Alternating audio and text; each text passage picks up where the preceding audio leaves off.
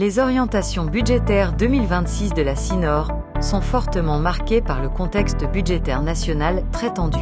Malgré des contraintes fortes, nous poursuivrons les projets d'investissement en faveur de notre population et de notre territoire tout en maîtrisant les dépenses pour préserver les équilibres financiers. Nous prévoyons, donc, un budget de 340 millions d'euros sans hausse de la fiscalité et une capacité d'investissement de 87 millions d'euros, tout budget confondu. Développement humain, transition écologique et attractivité du territoire restent nos grands axes d'intervention pour cette année 2026, avec des travaux qui marqueront encore notre institution.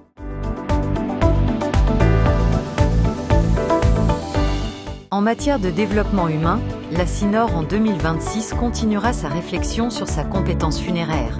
Trouver des solutions à la saturation et permettre à la diversité culturelle et cultuelle de s'exprimer sont nos deux axes de travail. Pour notre stade en eau vive du bocage, l'année 2026 sera l'année de mise en œuvre de la réflexion approfondie menée en 2025. Le début de l'année 2026 verra aussi la réouverture par la Nordef de notre équipement de loisirs aquatiques de Champfleury, avec l'ouverture de la médiathèque du Chaudron Princesse Niama et la conception du centre économico-culturel de quartier français. Les futurs équipements culturels de la Cinor seront au centre de nos actions dans ce domaine en 2026.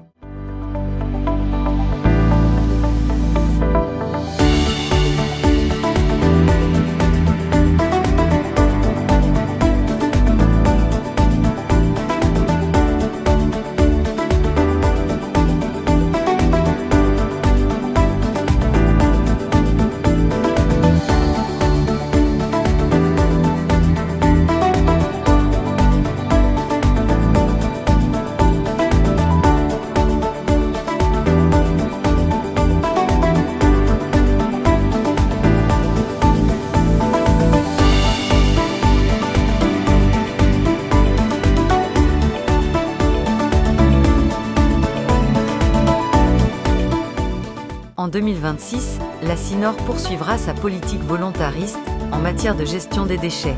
Privilégiant la protection de notre environnement et le tri, il s'agit de diminuer continuellement la production de déchets et leur enfouissement. 2026 verra l'ouverture de la déchetterie des Camélias. L'eau est devenue au fil des transferts de compétences un secteur important de notre activité. Aujourd'hui, eau potable, eau usée, eau pluviale, inondations sont des secteurs d'action prépondérants pour notre institution. La protection de notre population contre les inondations, action particulièrement mise à l'épreuve pendant le cyclone Garance, est devenue une priorité absolue assurée dans le cadre de 2 programmes d'action de prévention contre les inondations, avec entre autres actions remarquables la gestion de la fosse à galets de patates à Durand, les études pour les berges de la rivière des Pluies et pour la reconnexion des méandres de la rivière Sainte-Suzanne. À cela, s'ajoute l'extension de la mise en place des systèmes de surveillance de crues et un effort particulièrement crucial quant à la gestion des eaux pluviales. Et enfin, l'eau potable verra des investissements majeurs pour améliorer et sécuriser cette mission de service public. Chaîne de refoulement à l'Espérance, sécurisation électrique des sites de production, remplacement de canalisation sont au programme.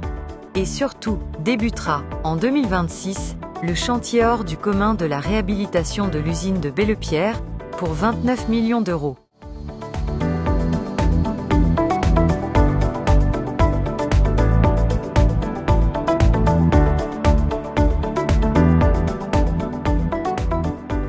En matière d'attractivité, la Cinor, en 2026, continuera son action volontariste pour soutenir l'activité économique sur l'ensemble de son territoire.